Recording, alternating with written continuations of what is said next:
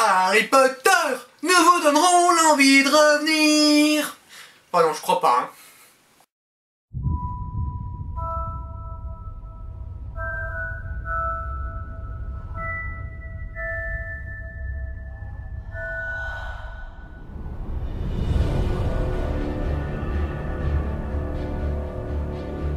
Harry Potter,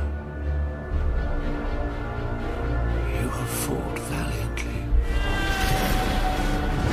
but you have allowed your friends to die for you rather than face me yourself. Toi aussi t'as envie de te bourrer de popcorn devant un super sorcier qui fout sa misère à son ennemi juré? Eh ben tu peux toujours courir.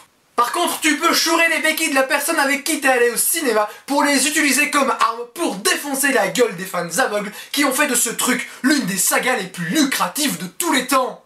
Je parle bien sûr de Harry Potter et les Reliques de la Mort, deuxième partie, toujours réalisée par David Yates, déjà responsable des 3 précédents films, plutôt bien barbants. Bon, je ne vais pas vous refaire l'explication quant au fait que la saga Harry Potter n'a jamais trouvé grâce à mes yeux. En résumé, il ne s'agit en aucun cas d'une adaptation, mais d'une simple transposition. De ce fait, face à l'ampleur des bouquins, de trop nombreux sacrifices narratifs ont été faits, rendant la compréhension de l'intrigue complexe pour quiconque n'ayant jamais lu les livres de J.K. Rowling. Si certains considèrent qu'il s'agit là d'une marque de respect envers l'œuvre de l'auteur, moi j'appelle ça du foutage de gueule. C'est ce que je disais en parlant de la première partie, hein. Si tu as lu les livres, le fan peut, de cette manière, combler les trous. Les autres, fuck off, quoi. C'est un peu le grand truc. Quand tu regardes Le Seigneur des Anneaux, la différence entre les films et les livres, il y a eu un vrai travail d'adaptation. Il y a plusieurs personnages qui ont été condensés en un seul. Il y a des parties entières qui ont été sacrifiées parce qu'elles ne servaient strictement à rien. Et voilà, il y a plein de modifications. C'est une vraie adaptation. Peter Jackson s'est réapproprié l'œuvre de Tolkien pour la faire sienne. Les mecs qui ont fait Harry Potter, ils ont lu les livres, ils ont dit ok, ça, et ça, c'est pas super utile, ça ralentit l'intrigue qui est déjà plutôt lente, donc rien à foutre, on y va, on s'en débarrasse, ceux qui ont lu les livres, ils vont comprendre, ils se souviendront, basta. Moi j'appelle ça du foutage de gueule, quoi, clairement. Car comme je l'expliquais dans la chronique de la première partie, ce je m'en foutisme n'est en aucun cas à l'adhésion d'un public qui n'en a que faire de lire des livres pour chiards. Évidemment, je vois déjà venir ceux qui me prétexteront qu'au fil du temps, Harry Potter est devenu une saga plus adulte car plus sombre. Certes, mais si je veux bien admettre que le récit s'est un poil assombri, cela n'en fait pas pour autant une œuvre adulte et mature. Mais à quoi bon lutter? On aura beau le répéter 1 milliard de fois, cela ne changera rien et on se fera traiter de gros cons cyniques n'ayant rien compris à l'œuvre par tous les fans. Du coup, autant s'intéresser à ce dernier volet et le prendre pour ce qu'il est, un blockbuster sans âme.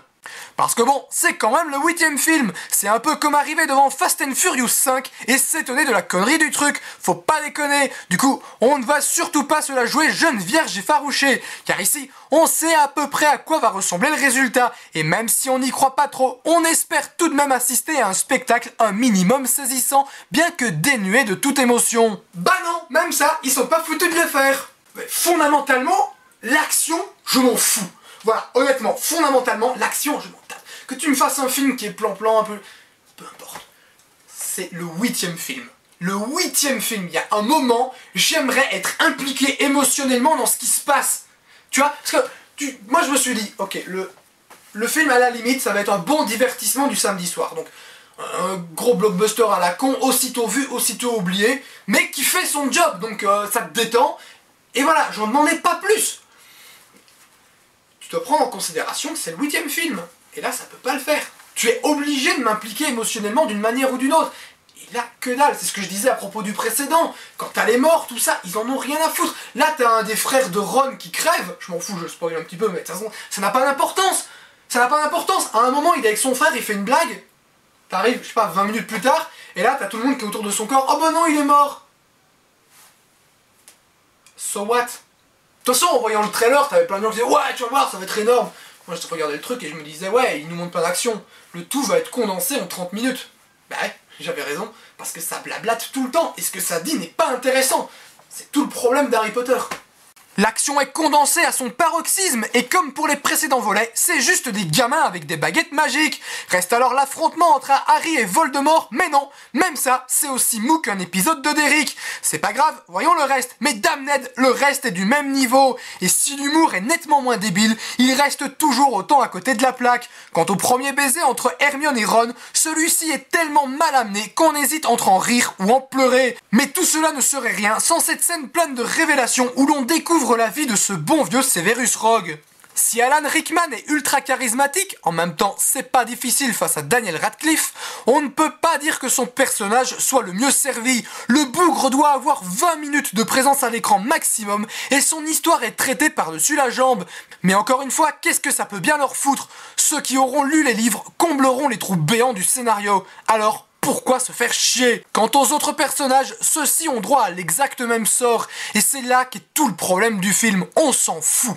On s'en fout de tout et de tout le monde. La seule chose qu'on attend, c'est de voir l'affrontement final entre le héros et son ennemi. Mais comme dit précédemment, même ça, ce n'est pas réussi.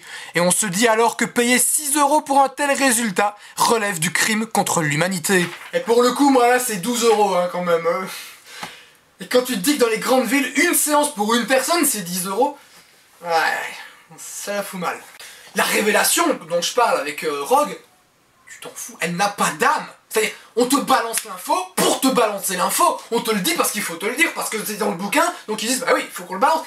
Ils s'en foutent. Quand tu regardes la fin du Seigneur des Anneaux, c'est galvanisant. C'est super galvanisant parce que tu viens de vivre une aventure extraordinaire avec ces personnages et t'as pas envie de les quitter. C'est ce qui fait que t'as beaucoup de gens qui critiquent la fin du Seigneur des Anneaux parce qu'elle est trop longue, etc. Elle est très longue, etc.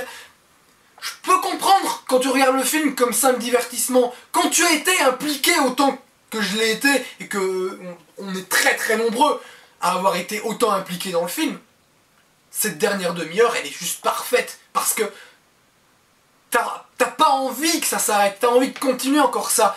Harry Potter, à la fin, tu t'en fous. Tu t'en fous. T'arrives sur une scène toute pourrie qui sert strictement à rien narrativement, alors que pour le Seigneur des Anneaux, c'est quand même juste le mec, il a sauvé le monde, etc. Oui, mais maintenant, il peut plus vivre normalement. Donc, t'arrives sur ça et tu l'as un peu au travers de ta gorge, tu te dis putain quand même, le mec il a fait tout ça, pourquoi au final? Pour être foutu chez les elfes. Là, t'arrives, t'es dans le futur, un petit flash forward à la con, et t'as des maquillages tout pourris, pour un truc tout pourri, où t'as des gamins à tête de claque. So what? T'arrives au truc, tu te dis à la fin, mais pourquoi? Tu m'as fait 8 films pour un tel résultat? Pourquoi? Pourquoi tu pouvais... Non mais c'est ridicule, c'est tout le problème d'Harry Potter, quoi, ça n'a... C'est vain, voilà, c'est le mot. C'est vain. Mais en même temps, on ne peut pas s'étonner. Après tout, Harry Potter, c'est le premier de la classe qui veut tout faire pour plaire à ses parents et satisfaire ses profs. Forcément, avec un tel personnage sans une once d'esprit rebelle, comment peut-on s'identifier? Qui pourrait sincèrement rêver d'être Harry Potter? Car le binoclard est symptomatique de notre époque. Tu fermes ta gueule et tu rentres dans le rang. Et alors qu'aujourd'hui, nous avons grandement besoin de héros qui crachent à la gueule de l'ordre établi et ne se laissent pas marcher sur les pieds, voir un tel personnage être adulé par une horde de fans aveugles, moi, franchement, ça me fout les boules et me laisse penser que c'est pas demain la veille qu'on reviendra à un cinoche hardcore comme je l'aime. Si Harry Potter est devenue l'une des sagas les plus lucratives et adulées de par le monde, elle est surtout l'une des sagas les plus surestimées et inabouties.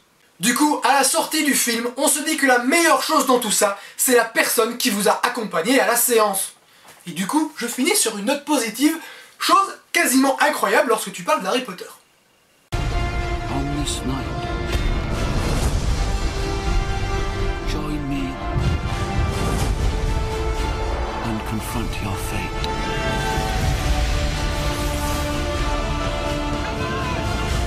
We can end this.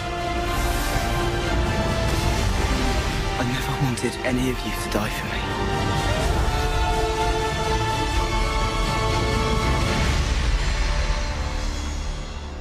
Come on, Tom.